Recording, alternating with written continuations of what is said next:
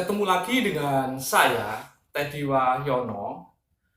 Jadi, kali ini saya akan membahas tentang pusaka tindih.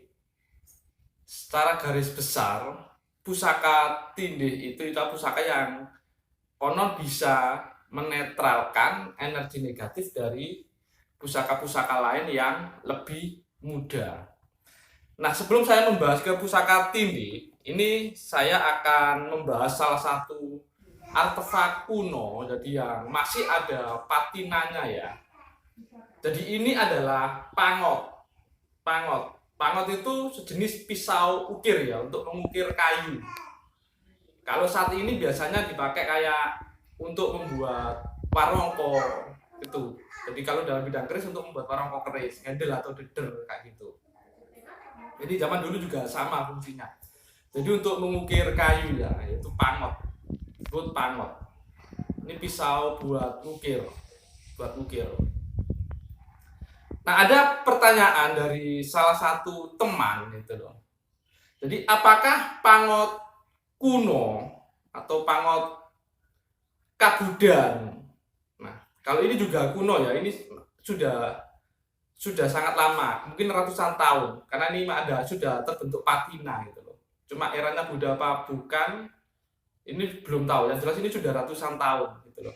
Nah, apakah apakah pangot ini yang notabene peralatan itu bisa dijadikan pusaka tindih gitu loh. Karena selama ini yang kita tahu untuk pusaka tindih biasanya berbentuk betok ya, pusaka betok. Jadi memang yang sudah dari awal memang dibuat sebagai pusaka. Kalau ini contoh betok kabudan, betok kabudan. Dan ini juga masih ada patinanya. Gitu. Nah, sebelum kita menjawab pertanyaan itu, apakah pangot ini bisa menjadi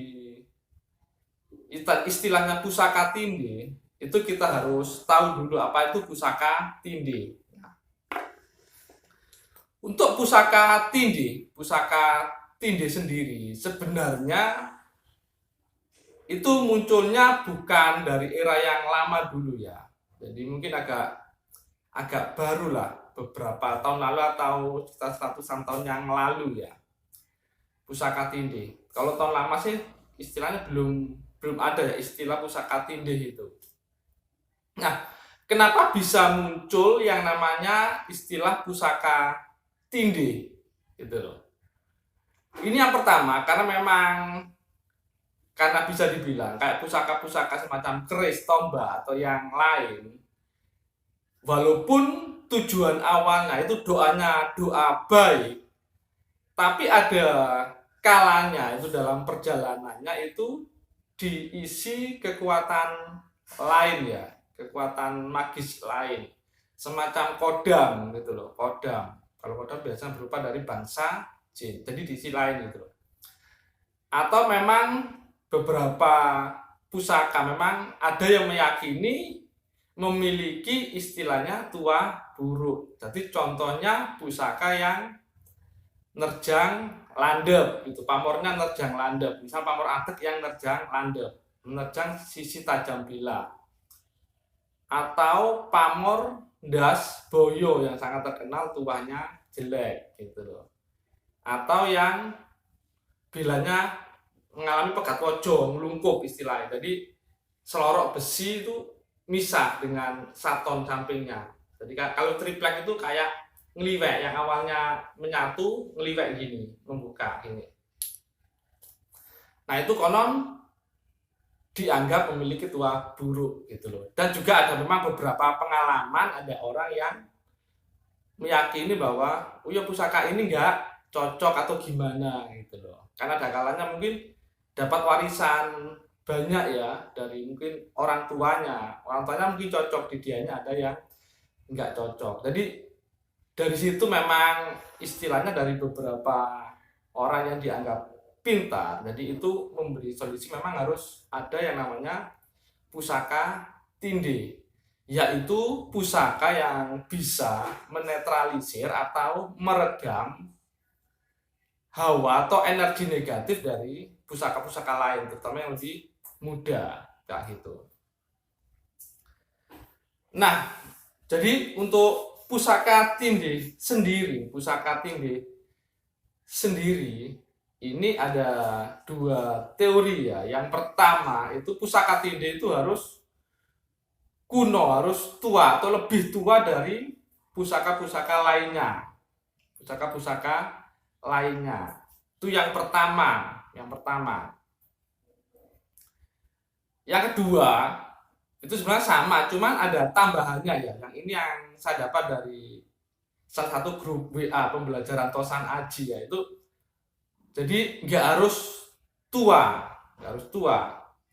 Yang penting itu mengandung massa karbon besi atau karbon baja ya, minimal paling nggak 75% dari seluruh massa bila pusaka. Memang biasanya bila-bila tua secara alami istilahnya sudah ngarbon itu karena umurnya ratusan tahun itu massa karbonnya memang bisa mencapai sekitar 70%an lah. Tuh makanya kenapa yang memang biasanya yang dipakai untuk pusaka tinde adalah pusaka yang tua. Tapi kalaupun memang belum tua-tua banget, kuno banget, tapi massa karbonnya itu sudah mencapai 75%an, itu sebenarnya bisa dijadikan pusaka tinde. Karena memang sifat karbon yang menyerap O2, kalor atau panas, itu dipercaya itu bisa meredam energi-energi negatif dari pusaka-pusaka lain. Itu loh. Dan satu hal penting lagi dalam pusaka tinde itu adalah dilihat siapa pemilik terakhirnya gitu loh. Bagaimana kehidupannya gitu loh. Penghidupannya karena memang kadang-kadang si pemilik ini memang menginduksi pusaka. Jadi ibaratnya kayak energi negatifnya bisa terserap ke pusaka. Dan ini biasanya dinetralisir dengan upacara jamasan. Jadi pusaka kembali ke fitrah awalnya gitu loh. Jadi seperti itu. Nah, kembali lagi dari istilahnya dari dua penjelasan tadi tentang pusaka tinde. Jadi memang istilahnya yang namanya pangot kuno, ibaratnya ini memang kemungkinan memang sudah karbon ya, karbonnya juga sudah cukup tinggi. Jadi memang ada itu bisa ya, jadi kemungkinan bisa. Jadi memang banyak yang bilang bisa, gitu. Banyak yang bilang bisa sebagai pusaka tinde. Gitu. Kalau saya pribadi terus terang masalah kalau pusaka kuno memang bukan niatnya bukan tinde sih, gitu. Bukan tinde. Karena memang saya salah satu ibaratnya pecinta pusaka yang meyakini bahwa memang pusaka diciptakan untuk tujuan baik gitu, tujuan baik. Dan alhamdulillah sampai saat ini memang ya belum pernah lah istilahnya pusaka yang ibaratnya punya pusaka memiliki istilahnya tua, buruk atau apa, memang belum. Jadi kalau saya punya kayak betok, kayak pangot atau artefak kuno lainnya itu memang suka aja. Jadi memang tujuannya memang bukan untuk tinde gitu loh.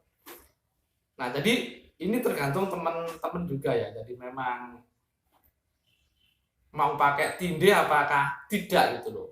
Kalau masalah perlu nggak sih pusaka tinde itu. Jadi tergantung teman-teman sendiri. Kalau teman-teman merasa serk tanpa tinde, kita bisa nyantai mengkoleksi, melestarikan budaya, yo nggak perlu pusaka tinde gitu loh. Tapi kalau merasa kurang serk kayaknya kok, wah nggak enak ya punya pusaka banyak, apalagi nggak tahu yang apa jenenge, yang mengeluarkan ibaratnya yang bertua atau berenergi negatif yang mana nggak tahu. Ya mungkin teman-teman memang perlu pusaka tinde gitu loh. Kalau kita tahu yang berenergi negatif satu pusaka ini nggak apa jual aja gitu, jangan mudah gitu loh.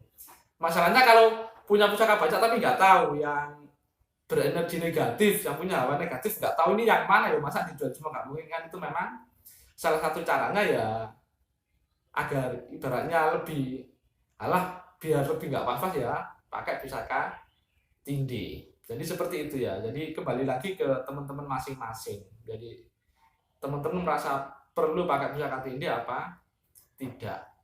Jadi itu aja sekilas tentang pusaka tinde dan semoga bermanfaat. Jangan lupa like dan subscribe-nya.